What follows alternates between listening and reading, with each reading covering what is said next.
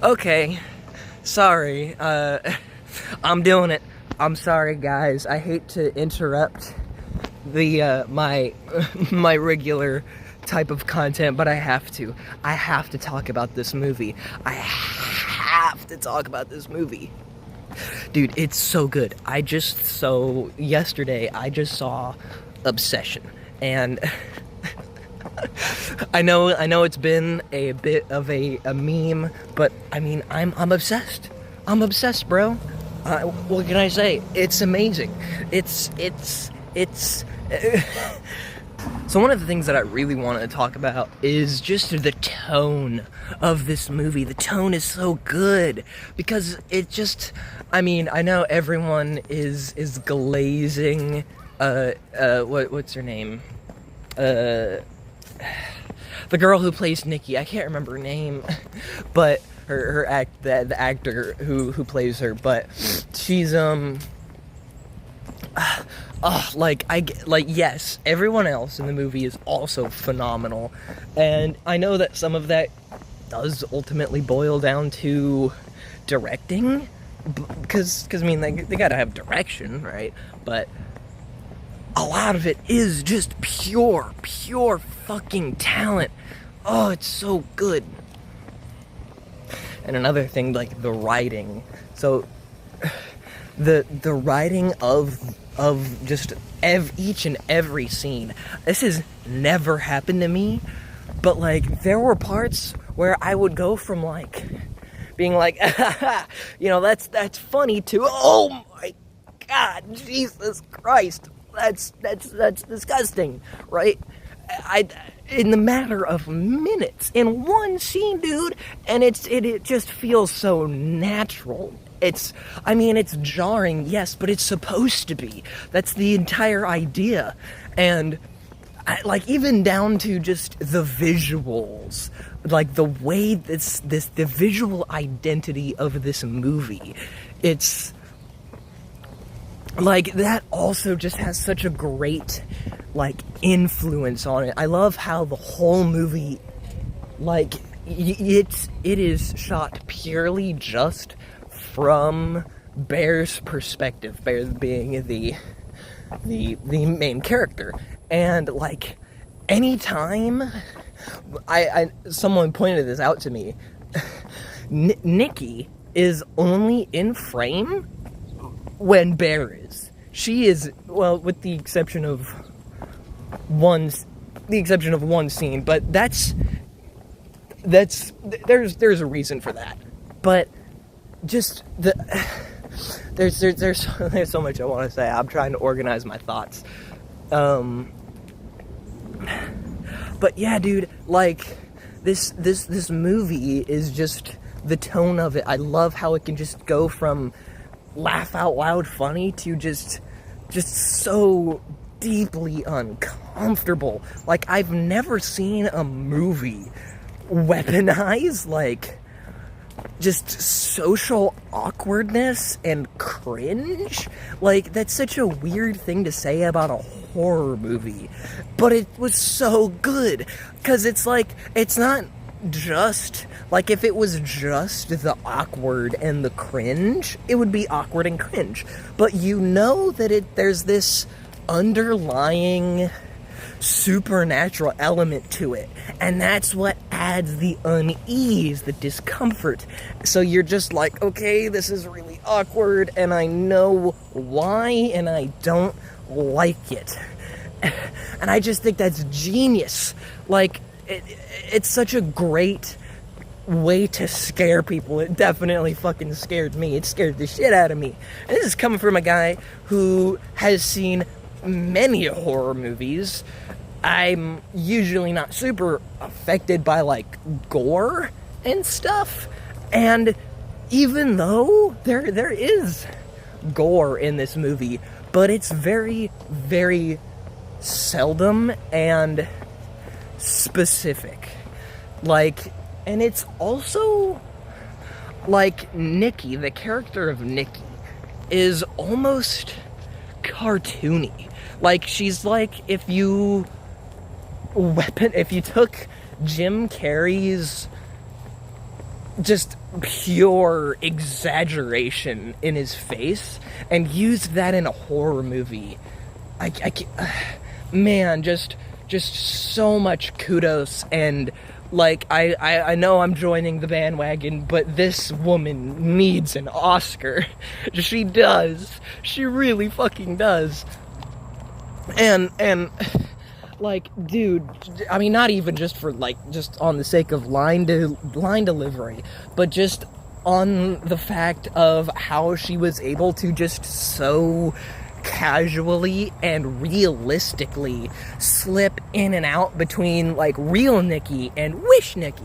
Go, like, especially in the beginning, where it was a lot less strong. Like, it happened a lot more often, where the obsession, the wish, would sort of creep in, but then it would come back out and Nikki would freak the fuck out.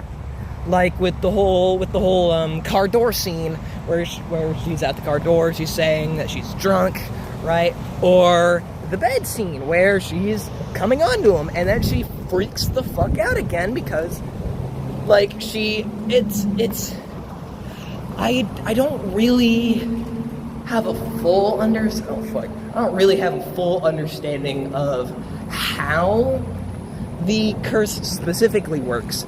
At the beginning, it almost seems like she goes unconscious for, like, while the curse is underway, but towards near the end of the movie, it almost seems like she can fully, like, she's there, but she just doesn't have control. As opposed to near the beginning of it, where she's, like, it seems like she's confused. She doesn't really understand, like, what she's doing and why she's doing it. Like, she doesn't know how she got in the bed. She doesn't know why she was saying those things to him. So, I mean, maybe that's a criticism, I guess, but I don't know. I don't really care. It's just kind of one of those things where it's like, you can probably headcanon your way out of it because it's magic, you know. It's very campy, goofy magic, like the One Wish Willow, right? So it doesn't inherently take itself too seriously, and I think that works in its benefit because you don't take it too seriously. You don't really need to think about it because it's not important. The important stuff is the interpersonal relationships, the drama, and I think that's just so important because, like, so many horror movies now, or just movies in general, feel like they need to take themselves so seriously because they want to be taken seriously. And this movie, I think Curry, but I don't remember his last name, but the director of the movie,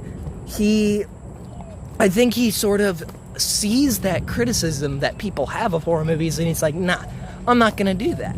I am going to sit here and I'm going to do things that you are not going to anticipate. You have no idea what's going to happen, and you are going to be uncomfortable as hell. And it works. And another thing I really like about the movie is the character of Bear. Now, here's the thing about Bear is he's a great character. And I mean, maybe at the beginning of the movie, you could make a case for he's awkward and he's weird, but like, you can sympathize with him. You can sort of get behind him. And there's this. I was thinking about this in the movie theater. This movie, up until a very, very specific scene, is just it's like a love story movie. It's a romance, and I know that's the whole debate about, oh, there's a difference between a romance and a love story. But had Bear not made that wish, had he had just told Nikki how he felt, this would have straight up just been a romance movie. It had all the pieces. It had, like, even down to the way it was shot, the way it was written. Like, this is straight up just a romance movie. Of story, I mean. But, like, one thing about that is I love how as soon as he makes that wish, like, you know it's real, because obviously you're sitting there watching the movie. You know that the wish is real. But, like, to us, the audience, that is the moment to me where it goes from love story, like cutesy, PG, fun, family love story, to full-on R-rated, just, like, unease, scare the shit out of you movie, and I love it. Oh, I love just how a movie can be two things at once, and that's another thing. This movie is funny. Like, it's scary and it's funny, dog. It's funny as fuck. And I think that probably partially comes from the director coming from.